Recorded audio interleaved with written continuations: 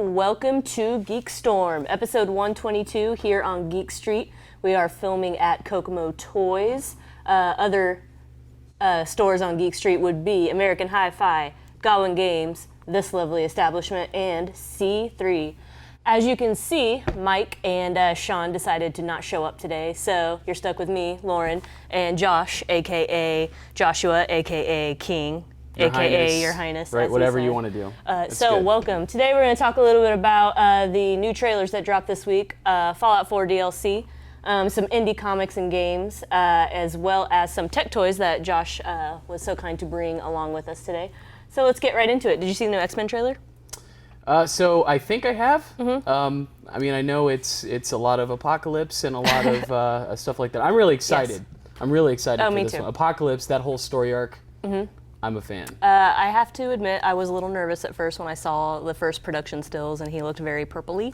Yeah. Very, I don't know, grimace. Yeah, it's going to be hard to get that comic book feel and look down, right? So, I mean, I guess that doesn't bother me too much, but, certainly the idea of Apocalypse and that whole story arc, I'm thrilled. And well, with this trailer that dropped yesterday, he looks 10 times better than what he did at the very first stills that brought out. Yeah. As well as we got to see a lot more of Olivia Munn as Psylocke.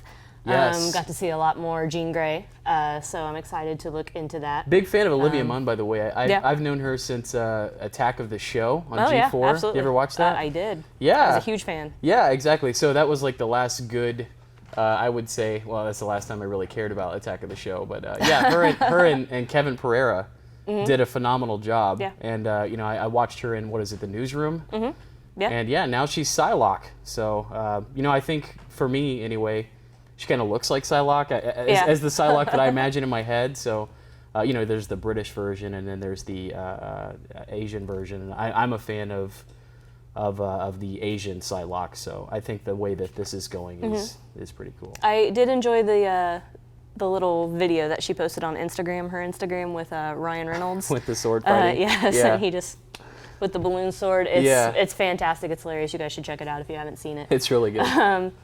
Spider-Man in the Civil War trailer. My goodness. Do you think they'll be able to do Spider-Man justice? We'll see. I liked how the second the trailer dropped, the only thing you saw were, he sounds too young. I hate his eyes. It's way too much CGI. And I'm like, what the heck? He was in the trailer for 2 seconds. Yeah. Calm it down. Yeah, let's tone it down. Let's tone it down.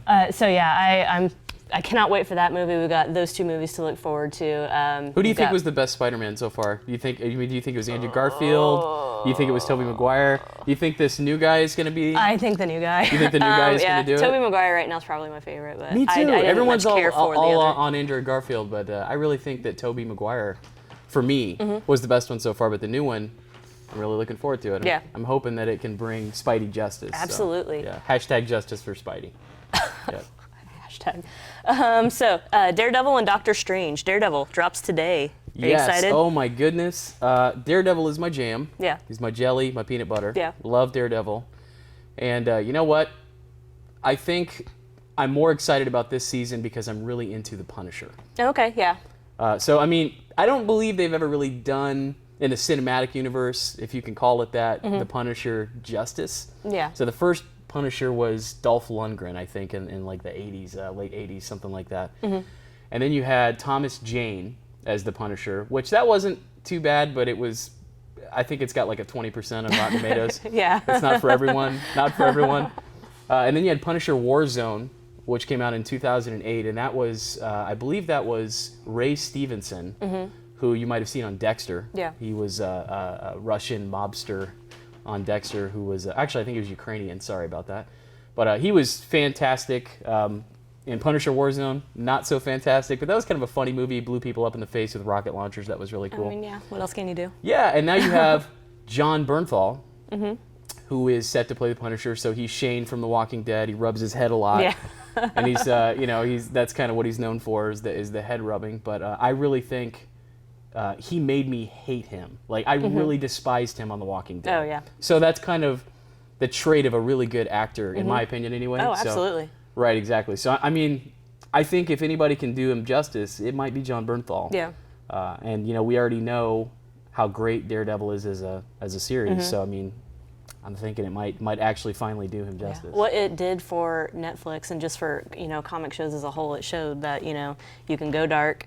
You can we can do just so much stuff. You don't even have to have a movie as the medium. You can do stories over a huge arc.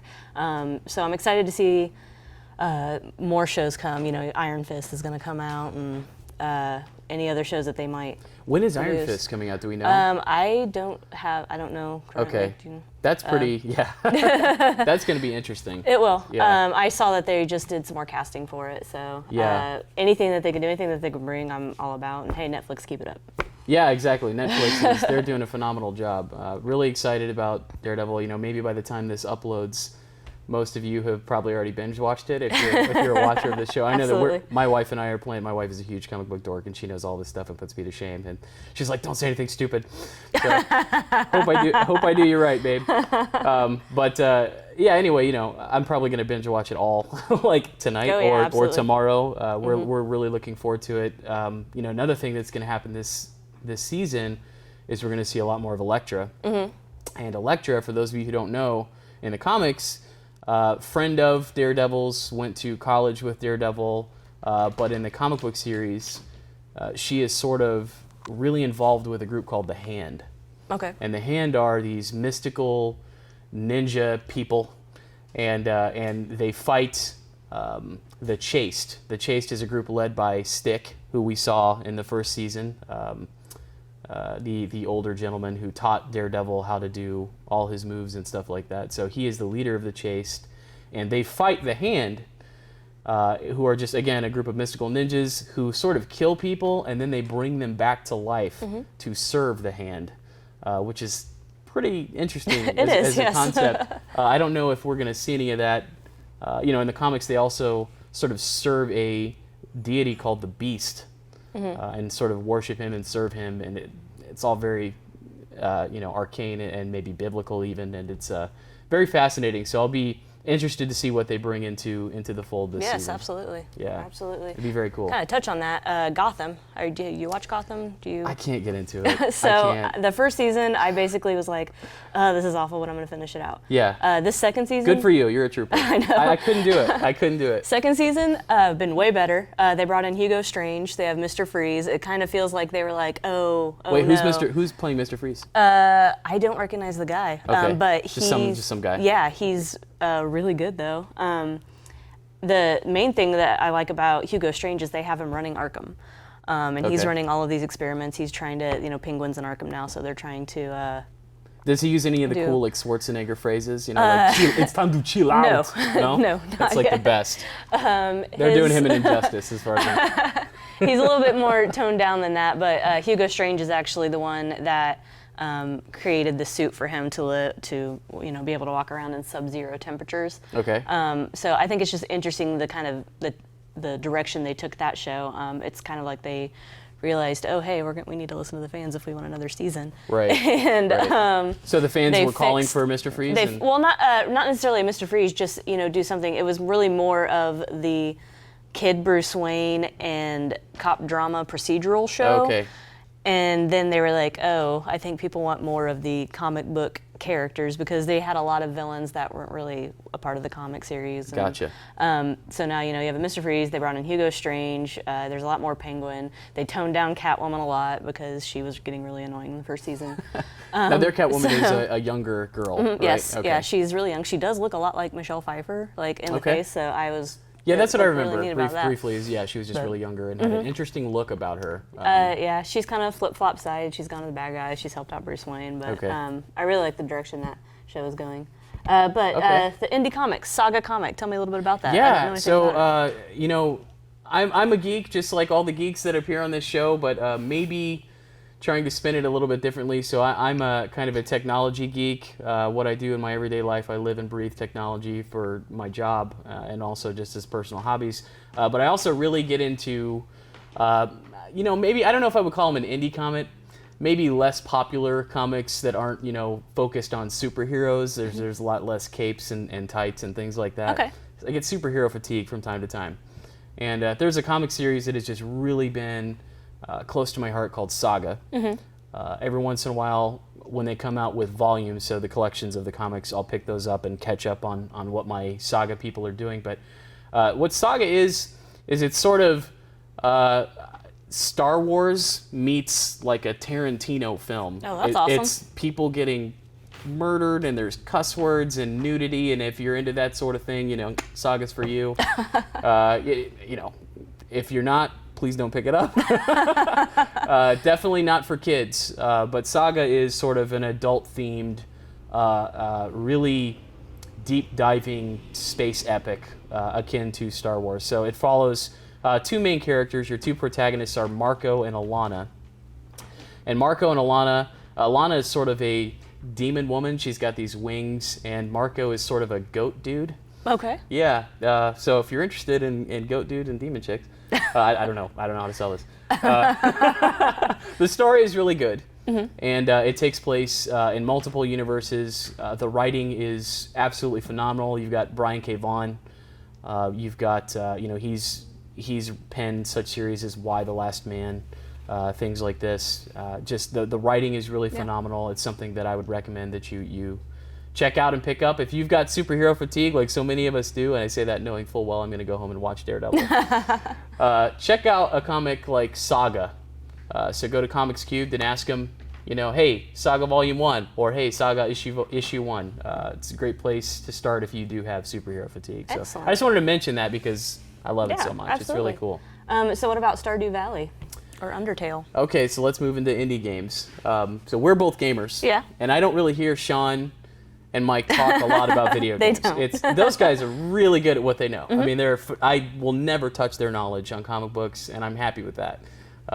That's why I watch the show every week. I love hearing what they have to bring to the table. And also their banter is pretty amazing. I love their different personalities. Yeah. It's really cool. Because Mike is like, kind of too cool for school, and They are both special people. yeah. and Sean kind of tries to bring it back down to earth, sometimes unsuccessfully. But that's neither here nor there. So indie games. I'm really into a game right now called Stardew Valley. It was made by one guy. I can't even believe this. So anybody who's into software development or anything like that, the phenomenal undertaking it takes to make not only a piece of software, but a game with really nice graphics. These are pixel-based graphics, so it looks like you're playing it on a Super Nintendo. Yeah. Which is for me is I grew up in the 90s. Oh yeah, so definitely. I'm a 90s gamer kid. That's kind of right up my valley. But what it is it's sort of a hearkening back to a game series called Harvest Moon, which is this is going to be a hard sell, people. This is a farming simulator. Okay, so I loved Harvest Moon. Thank you. Okay, I loved so Harvest cool. Moon. Thank you. That and Animal Crossing. Yes. Yeah. My wife is really big in Animal Crossing. But you know what, though? She opened up her Game Boy one time, and it was like, you haven't visited our village in 10 days, and now we're revolting, and why are you such a terrible mayor? Pretty much. And it stressed her out. So she's like, I can't play this anymore. These people are stressing me out. So somewhere in a digital universe, the citizens of a digital village are revolting. Revolting? Yeah, That's sad. or dead. I don't know. It's pretty sad.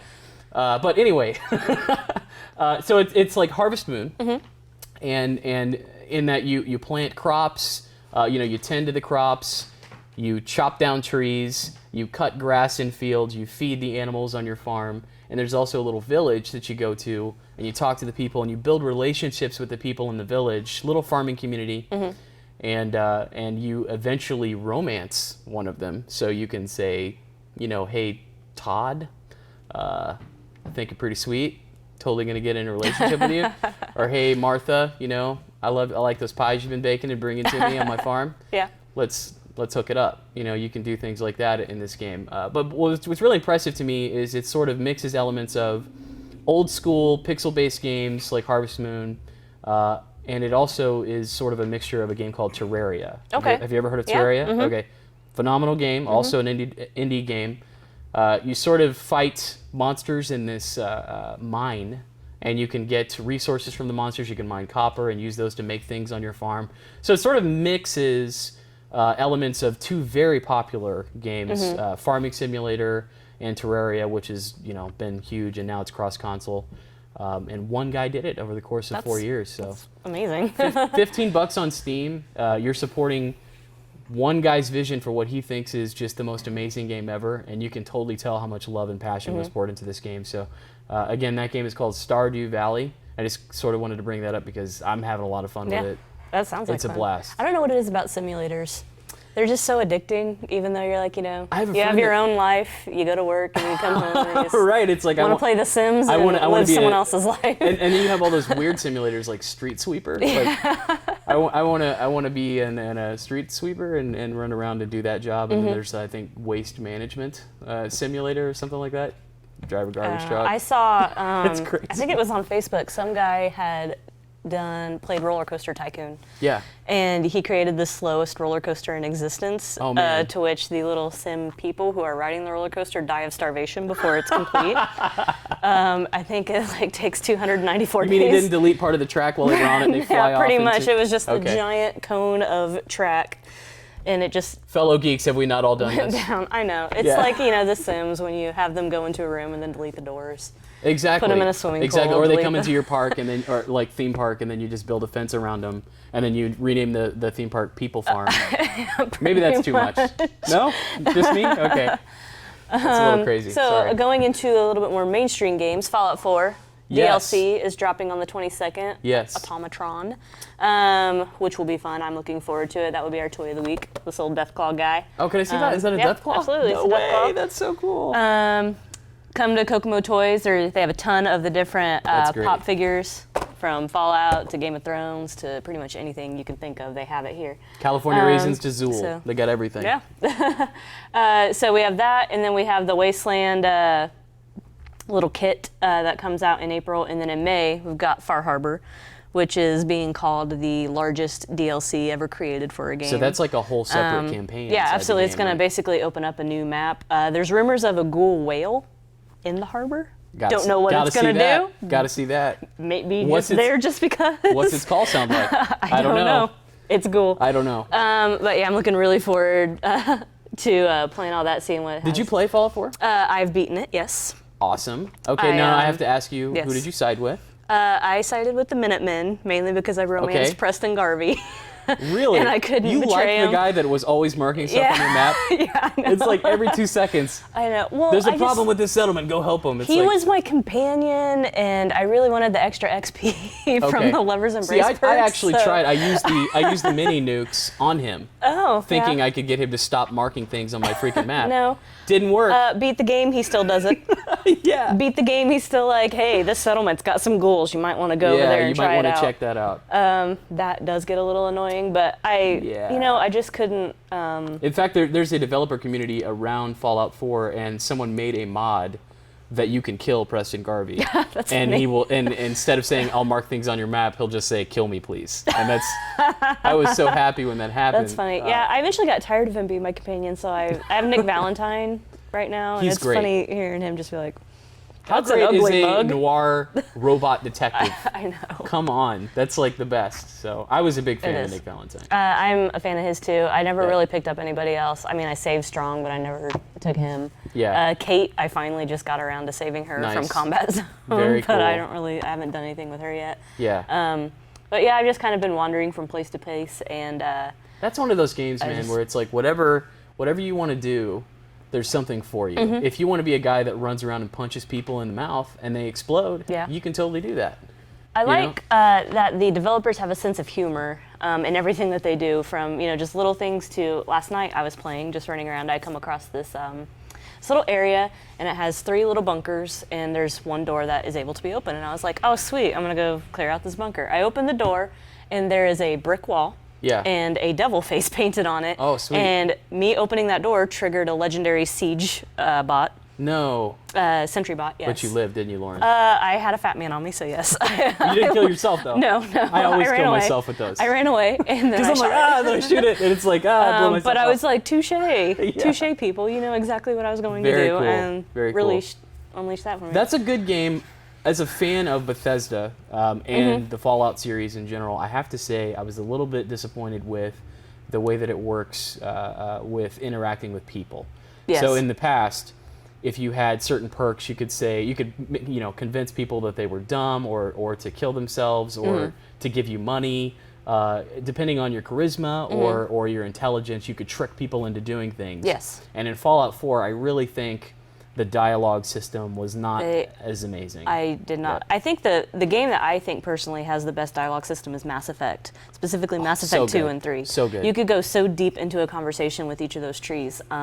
In Fallout 4, yes, it was either sarcastic, I'm okay, yes, or something. I'm Commander equally as Shepard, nice. and this is the best station on the Citadel. Yes. So I think that they did. But I kind of think they went with story over as far as content of the conversations. Yeah, go with that. there's this large group of people that really hate Fallout 4, and I don't agree with those people. I think Fallout 4 is an amazing game. Yeah. I think it's one of the best games Bethesda has ever created, and I do have complaints, but does that mean the game is terrible? No way. absolutely. It's an amazing. It's one of the best games I've ever played. I love the synth storyline. Not going to spoil that. Nick Valentine, one of my favorite characters ever. Love that guy. So. I'm a fan. I can't wait for the DLC. Me too. Yeah. All right, let's get into your tech toys. You have, what'd you bring for us today? Okay, so, again, going back to me being a different type of geek, I'm into technology. We have something called World Arduino Day that is coming up April 2nd. Okay. So what World Arduino Day is just a chance for people who don't maybe know a lot about Arduino or just want to connect with people who also work on home automation projects or IoT projects or just really want to kind of tinker to get involved with an Arduino type project. So I brought today an Arduino board with a little project I'm working on. So this is a Nixie tube module. All right, and those of you who don't know what Nixie tubes are little tubes that were primarily used as computer displays for like numbers and letters and things like that in Russia. So it's kind of like an old-fashioned technology, which I kind of like mixing the old with the new.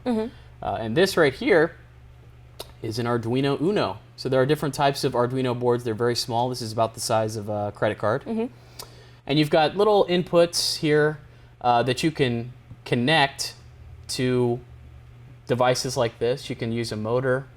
You can use sensors. I've also built an automatic plant watering system. Okay. So I've got a little moisture sensor in a plant, and it says the soil moisture level is this amount. So use the pump that is also connected to this to pump water into the plant. I've got a bonsai tree that I haven't watered in 2 months, just sitting in my house that I've automated with one of these guys. Okay.